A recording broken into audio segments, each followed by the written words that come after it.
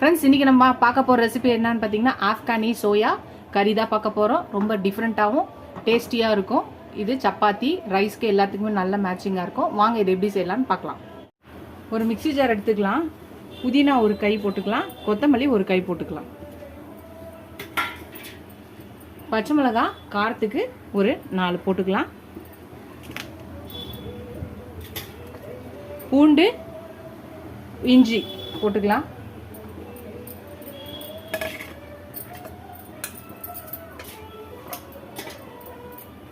வெங்காயம் நறுக்குனது போட்டுக்கலாம். சின்னதாக இருந்தால் 2, பெருசாக இருந்தால் 1. முந்திரி ஒரு 10 போட்டுக்கலாம். இப்போ இது நல்லா பேஸ்ட் அரைச்சி எடுத்துகிட்டு வந்துடலாம். விருப்பப்பட்டால் பாதாமும் போட்டுக்கலாம். பாதாமும் ஒரு 8. இப்போ நல்லா பேஸ்ட் அரைச்சி எடுத்துகிட்டு வந்துடலாம் தண்ணி ஊற்றி. ஒரு பக்கம் நம்ம மீல் மேக்கரை நல்லா வேக வச்சு எடுத்து வச்சுருக்கோம். இதை நல்லா தண்ணியெல்லாம் ஃபில்டர் பண்ணிவிட்டு இதை புழிஞ்சு எடுத்து வச்சுக்கலாம். ஒரு பவுலில் தயிர் கர்ட் எடுத்துக்கலாம். ஒரு 200 கிராம் தயிர் எடுத்துருக்கேன்.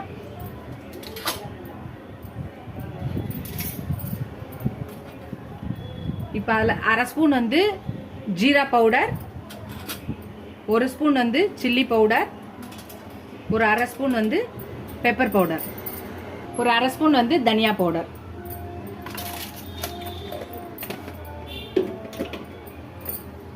ஒரு ஸ்பூன் வந்து சால்ட் போட்டுக்கலாம். இந்த ஸ்பூனில் நான் 1 ஸ்பூன் போடுறேன்.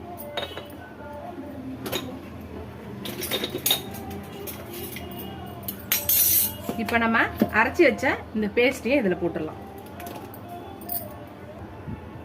இப்போ இதை எல்லாத்தையும் நல்லா மிக்ஸ் பண்ணிக்கலாம்.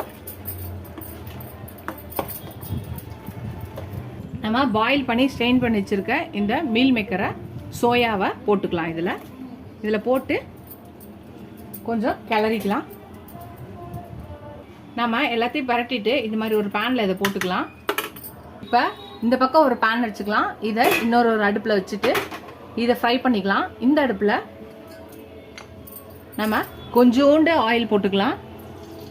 போட்டுட்டு நம்ம ரெடி பண்ணி வச்சுருக்க இந்த இதை ஊற்றிடலாம். இதை இந்த பக்கம் ஃப்ரை பண்ணிக்கலாம். இதையும் கொஞ்சம் நல்லா கலந்துக்கலாம். இது நல்லா கொஞ்சம் கொதிச்சு எண்ணெய் வந்து பிரிஞ்சு வரணும். அது வரை இது கொதிக்கிட்டோம். இதையும் கொஞ்சம் நல்லா ஃப்ரை பண்ணிக்கலாம். இது நல்லா கொதிச்சிச்சு. இதுவும் நல்லா ஃப்ரை ஆயிடுச்சு. இந்த அடுப்பு ஆஃப் பண்ணிட்டு இப்போ இதை எடுத்து இதில் போட்டுடலாம். இதை நல்லா கலக்கி விட்டுக்கலாம். உப்பு வேணும்னா செக் பண்ணிக்கோங்க. இப்போ கொஞ்சோண்டு பார்த்தீங்கன்னா கஸ்தூரி மெத்தி வெந்தயக்கீரையை நல்லா தூள் பண்ணி இது மேலே போட்டுட்டு ஒரு கலக்கிடலாம். ஒரு 2 நிமிஷம் கொதிக்கிட்டோம். அவ்வளோதான், நம்மளோட ஆஃப்கானி சோயா கறி ரெடி ஆகிடும். பார்க்கலாம். அதுதான் ஃப்ரெண்ட்ஸ், நம்மளோட கிரேவி ரெடி ஆயிடுச்சு. கறி ஆஃப்கானி சோயா கறி மீல் மேக்கர் கறி ரெடி ஆயிடுச்சு. அதுதான் ஆஃப் பண்ணிடலாம்.